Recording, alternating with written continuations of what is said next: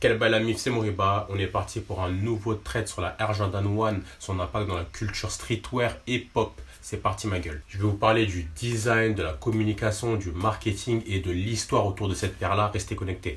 Après la partie historique, je vais parler de tout ce qui est tendance lifestyle, notamment le rapport avec le skate, le rock, le hip-hop et aussi la mode. Donc loupez pas ça, c'est ma partie préférée. Je fais ce sujet à l'occasion du documentaire sur Jordan de Last Dance que j'ai bien kiffé et je me suis dit que ça allait être intéressant de parler de la Air Jordan 1 dans la culture. À un moment, il parle de la Air Jordan 1 et du côté lifestyle, sans aller dans le détail. Moi, je vais aller à fond dedans. Je me suis focalisé sur cette paire parce que parler de tout Jordan, ça vaudrait plusieurs épisodes en fait. Je pourrais jamais le faire en une seule story. Bref, n'hésitez pas à liker, partager, donner de la force, venir débattre sur mon Instagram. Et voilà, c'est parti. La Air Force One est souvent citée comme la paire la plus emblématique de la culture streetwear, très serrée avec la Air Jordan 1 qui a aussi eu un impact très important. Aujourd'hui, la Jordan 1 est une des paires les plus connues au monde. D'ailleurs, la Jordan 1 Chicago, portée par Michael Jordan lui-même pendant un match en 85, a été vendue sur la plateforme de vente aux enchères Sotheby's à 560 000 $. En gros, c'est la paire de chaussures la plus chère au monde. Ça érige les sneakers en tant qu'objet d'art et ça montre la légende de Jordan qui est en mode tout ce qui touche, ça se vend comme des petits pains quand c'est bien marketé. À l'origine, Jordan voulait signer avec Adidas ou Converse. À cette époque, Nike est plus connu comme une entreprise de chaussures de running, du coup il était moins touché par la marque. Au lycée, à l'université et même à ses premiers JO de LA, il jouait en Converse et en Adidas. C'était un amateur de la marque, ça lui paraissait normal de signer chez eux. Les deux marques déclinent, c'est une erreur. Quelques photos de Jordan en Converse Fast Break et en Adidas Forum, c'est même bizarre de le voir dans une autre marque que Nike. C'est incroyable le pouvoir des marques en fait. Il dit carrément dans une vidéo qu'il était pro Adidas et que si Adidas mettait une contre-offre à Nike, il irait chez eux. C'est assez incroyable cette histoire. In the beginning, it could have been Adidas, not Nike. Yeah. Tell me. La première leçon de cette histoire, c'est ne jamais sous-estimer une personne et ne pas rester campé sur ses positions. Adidas à cette période était plus centré sur le marché européen et préférait signer des joueurs grands des intérieurs. Nike était tellement déter pour signer Jordan qu'ils ont sorti un deal de 2,5 millions de dollars pour 5 ans. Ce deal inclut sa propre paire signature, c'est-à-dire à son nom, et des vêtements. C'était du jamais vu en NBA. Avant, ce genre de deal était destiné à des joueurs de tennis comme Stan Smith. À mon avis, ça vous dit quelque chose.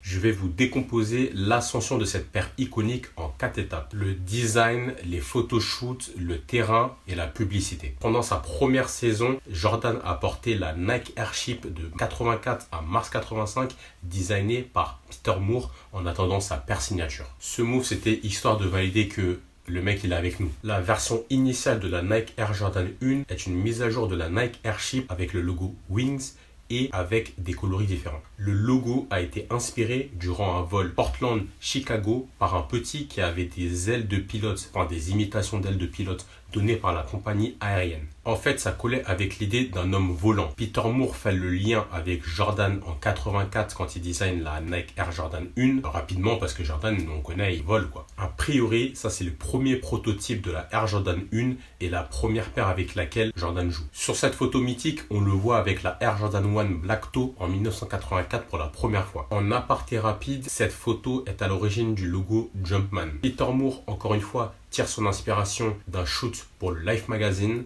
Il refait la photo en mieux d'ailleurs et en studio parce que la photo elle était protégée donc il ne pouvait pas la réutiliser. Quand je vous dis que les plus grands artistes et designers sont des grands voleurs, c'est pas des lol. Et c'est même pas une critique parce qu'en vrai le jeu il est comme ça depuis mais avant ma naissance carrément. Nike enchaîne rapidement avec un photoshoot pour la promotion des paires et des vêtements. Je vous montre aussi tous ces shootings là pour que vous compreniez qu'un lancement de produit ça se fait pas comme ça, c'est vraiment préparé en amont. Après les shootings, la Air Jordan 1 apparaît sur les terrains. Je pense que la première fois qu'il les met, c'est en novembre 84 contre Philadelphie. Je vous mets uniquement des photos parce que la qualité des vidéos pour voir les paires à cette époque-là, c'est pas top. Il a un flow sale avec les chaînes sur le cou pour le concours de dunk de 1985 qu'il remporte en plus.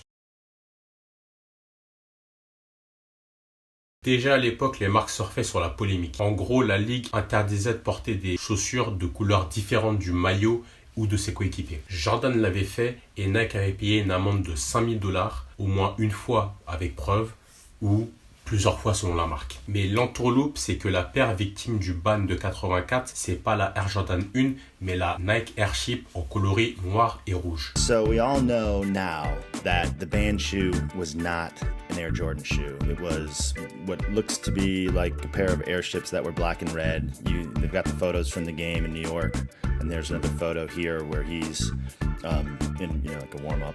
Practicing, stretching. Nike, ces gros malins, ont profité de la ressemblance des paires pour dire que la Air Jordan 1 était la ban. C'est de ça qu'est née cette pub. C'est vraiment des génies du marketing, franchement. On September 15th, Nike created a revolutionary new basketball shoe. On October 18th, the NBA threw them out of the game. Fortunately, the NBA can't stop you from wearing them.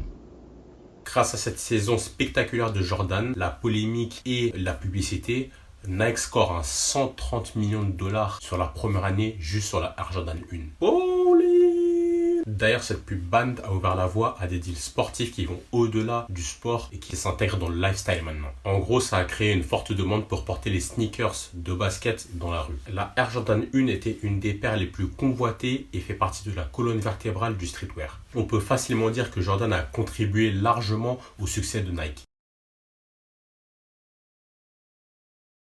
En lui-même, c'est pas une icône de mode, on va pas se mentir. Enfin, sur le terrain, il a la grâce, le charisme et ses équipements lui vont bien. Par exemple, là, ses tenues d'entraînement, c'est carré, tu vois. Mais en dehors du terrain, c'est une autre histoire. Béret, veste en cuir, costume XXL, baggy, cigare à la bouche. À chaud, on pourrait dire que c'est du mauvais goût. C'est un tonton congolais, le ref. Mais c'est tellement son style, sa patte, que je trouve ça cool au final. Genre, limite, parfois, tu peux te demander si c'est du second degré, mais il assume à fond, et c'est ça qui est lourd, en fait. Et puis, c'est Jordan, il a le droit de faire les fautes de goût qu'il veut, il est trop fort. Je suis pas en train de dire que Jordan, il sait pas s'habiller. Pas du tout. Il a déjà eu des flows qui étaient vraiment lourds, comme là, vous pouvez le voir. Mais, dans la majorité, c'était un peu une galère Jordan, on va pas se mentir. Je vais faire un trade prochainement sur le style des joueurs de basket dans l'histoire. Ça va être cool ça. Allen Iverson, Michael Jordan, Westbrook, LeBron James. En tout cas, sur le terrain, Jordan c'est le patron. Son influence dans la rue est aussi importante que celle dans le jeu. Les publicités et les shootings contribuaient au mythe autour de lui. Les pubs comme la band ou encore les shootings comme le Jumpman ou cette pub là encore. La Air Jordan 1, c'était l'hommage mode le plus probant à faire à la star de la NBA. En gros, si tu kiffais Michael Jordan, tu copiais la paire pour être comme Mike.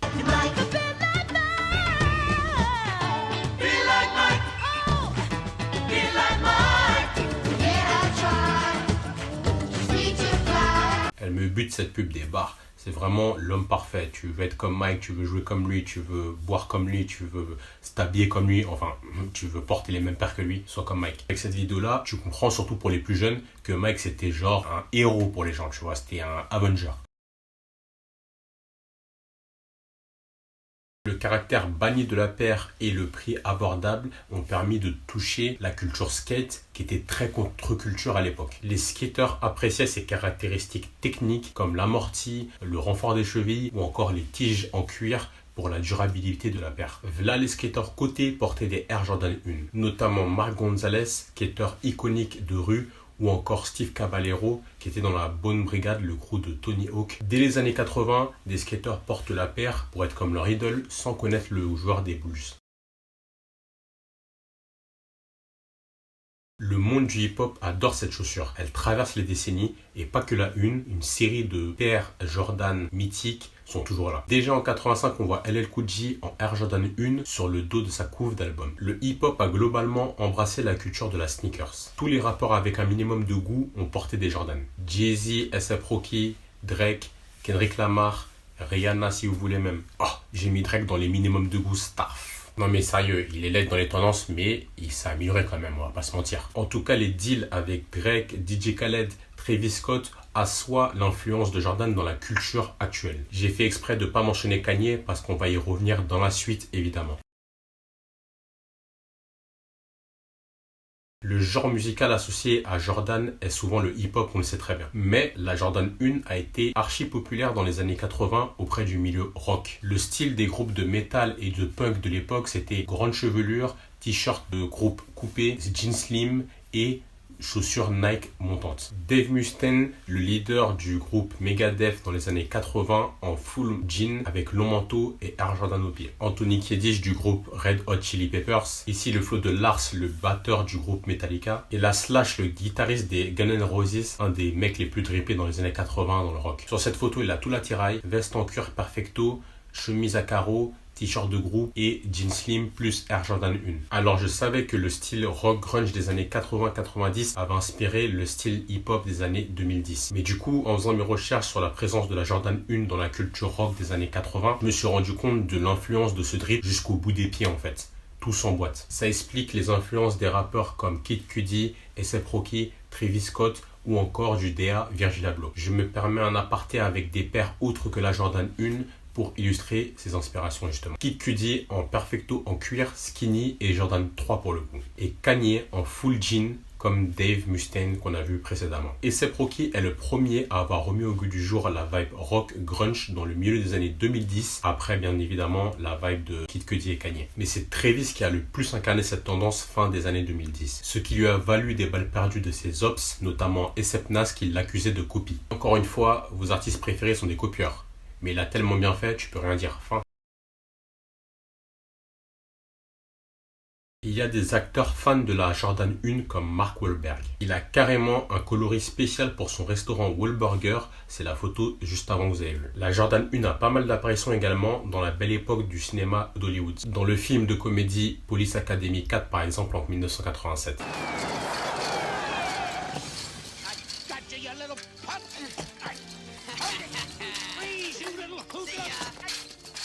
Dans le film de Spike Lee She's Gotta Have It.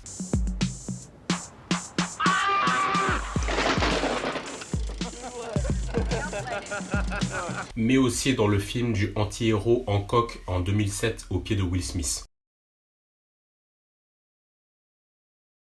Bon, on a déjà eu pas mal de passages sur la relation entre Jordan et le hip-hop. Mais avec Kanye, au début des années 2010, on avait atteint le point culminant. Rappelez-vous quand Jordan était partout, du vrai, du faux, tout le monde en portait, des paires différentes, ça c'était largement dû à l'influence de Kanye. Avant de lancer ses propres sneakers, Kanye a apporté beaucoup de Jordan. Ce flow de la Paris Fashion Week là, il est terrible. Rappelez-vous, j'ai mis une photo de Travis Scott avec un bas en cuir et des Air Jordan 1, l'inspiration c'est ça en gros. C'est quand Kanye mettait ce genre de style-là. Et là, c'est juste la Jordan 1. Il a popularisé les autres modèles rétro également. On peut dire ce qu'on veut sur lui, mais c'est une des personnes les plus influentes de l'histoire sur tout ce qui est comportement vestimentaire, tendance et grands mouvements. D'ailleurs, en 2013, il s'exprime sur la popularité grandissante de la sneaker Jordan dans l'émission Sway in the Morning. And by the way, the Jordans only popular at this point because of two people, me and Don C. Il dit que les Jordan sont populaires à ce point grâce à deux personnes, Don C et lui. Que Don C avait l'habitude de commander des Jordan rétro pour la star montante du hip-hop qui était Kanye. Et qu'en gros, ils les ont remis au goût du jour. Et Jordan, de leur côté, ils se sont dit, on va miser sur les rétros puisque c'est ce qui est cool en ce moment. Car selon lui, personne connaît les nouveaux modèles de Jordan. Et c'est un peu vrai, on va pas se mentir. En petite parenthèse rapide, Don C c'était le manager de Kanye et c'est toujours un proche. Il était vachement influent dans la carrière de Kanye pendant la période de Louis Vuitton Don dans les années 2000-2010. Don C est toujours influent dans la culture avec des collaborations notamment avec Jordan et sa marque Just Don. Kanye a d'ailleurs suivi le chemin de Jordan en étant le premier artiste non athlète à avoir sa paire signature. La Nike Air Yeezy sortie en 2009 qui au final est comme sa Jordan 1. Ça c'est la première image officielle qui sort. Pour ceux qui ont vécu ça à l'époque, c'était un impact de malade. Le lancement de cette paire, c'est un tournant. Ça mérite une vidéo entière sur le business des chaussures de Kanye. Quelques marques et personnalités, on peut avoir l'honneur de collaborer avec la marque Jordan. Je vais vous en sélectionner quelques-unes dans différents pendants de la culture pour que vous puissiez voir l'impact et l'envergure des collaborations avec Jordan. En 2014, la collaboration avec Fragment Design, la marque du parrain du streetwear japonais Hiroshi Fujiwara, fait partie des collaborations niche hype mode comme celle de Public School la même année ou encore Dover Street Market en 2015. En 2014, Jordan collabore avec le pendant Skate Lifestyle de Nike, Nike SB. Cette collaboration officialise, en tout cas publiquement, la relation entre le Jordan et le skate. C'est aussi le mélange entre deux sports différents avant la collaboration Jordan-PSG. Dans le même délire de collab skate, il y a celle de Lance Mountain X Nike SB X Jordan. Ce qui était cool avec cette paire-là, c'est qu'elle changeait de couleur quand tu la frottais sur le sol ou tu la frottais sur le mur quand tu faisais du skate. Jordan, ils ont fait pas mal de collabs pour axer leur communication sur les femmes également avec la branche women, notamment avec l'influenceuse styliste tournée designer Euleli May. C'est une des rares femmes avec Euleli à s'être imposée dans la culture du streetwear. Elle collabore à 2 reprises sur une Jordan 1 en 2017 et en 2018. Quel drip avec la blouse Céline et un pantalon fluide, elle sait le faire. Jordan Brand pousse encore plus sur le marché féminin avec la collab Vogue en 2018, SO Anna Wintour. La collaboration sur la Chicago avec la marque Off-White du créateur star Virgil Abloh en 2017 est sûrement iconique. Faut reconnaître, elles sont bad chaudes, simples et sophistiquées à la fois. Plein de détails tout en gardant le design d'origine. C'est comme un rêve qui devient réalité pour un natif de Chicago comme lui. Il en a fait d'autres dans le même délire en 2018. Kim Jones, proche de la culture streetwear et fan de la Jordan 1, a popularisé la paire auprès d'une clientèle plus luxe. Une collaboration historique puisque l'on a l'excellence du sport face à l'excellence du luxe. La paire est réservée aux clients VIP de la maison. That's the AJ1. I think I have possibly a million questions. The story started because of Kim and his love for the AJ1, so he was going to respect the pairs that he likes the most. Travis Scott a repris le flambeau de ses héros Kid Cudi et Kanye West dans le milieu des années 2010 en remettant dans la culture populaire les Jordan. D'abord en les portant régulièrement comme on l'a vu dans les photos précédentes, mais aussi en collaborant sur des paires avec la Jordan 1 Cactus Jack lancée en 2019. Drake est aussi fortement attaché à la marque Jordan, mais j'en parle pas parce qu'on est sur un focus de la Jordan 1 là. Et enfin, je voulais citer notre français Youssouf Fofana et son frangin Mamadou pour ce bijou Maison Château Rouge X Jordan 1. C'est historique ce move pour le quartier, pour la province, pour Paris, pour la France, pour tout. Je suis pas sûr que les gens prennent la mesure du symbole que ça représente en fait. On rêve tous d'avoir notre collab et notre paire de chaussures avec Nike ou avec Jordan. Et le fait que ça arrive aussi vite, parce que finalement la marque elle a que 4 ans aujourd'hui. Et pour moi ça arrivait quand même hyper vite. Mais c'est une belle victoire. C'est une belle victoire même par rapport à l'histoire. La Air Jordan 1 a traversé les décennies depuis 84 quand même. C'est vraiment un produit iconique de la culture sneakers, streetwear et pop. Elle est autant validée par les collectionneurs, les sneakerheads, les mecs pointus, les hypebeasts, les mecs du grand public, tout. Certains lui vouent un culte, les paires hype et les paires rétro se vendent à prix d'or. J'ai pas fait de focus sur la culture des resellers, etc. parce que ça allait prendre trop de temps, la vidéo n'allait jamais finir. En tout cas, l'engouement sur la Jordan continue et n'est pas prêt de finir avec le documentaire de Last Dance qui vient de sortir, qui connaît un sacré succès sur Netflix.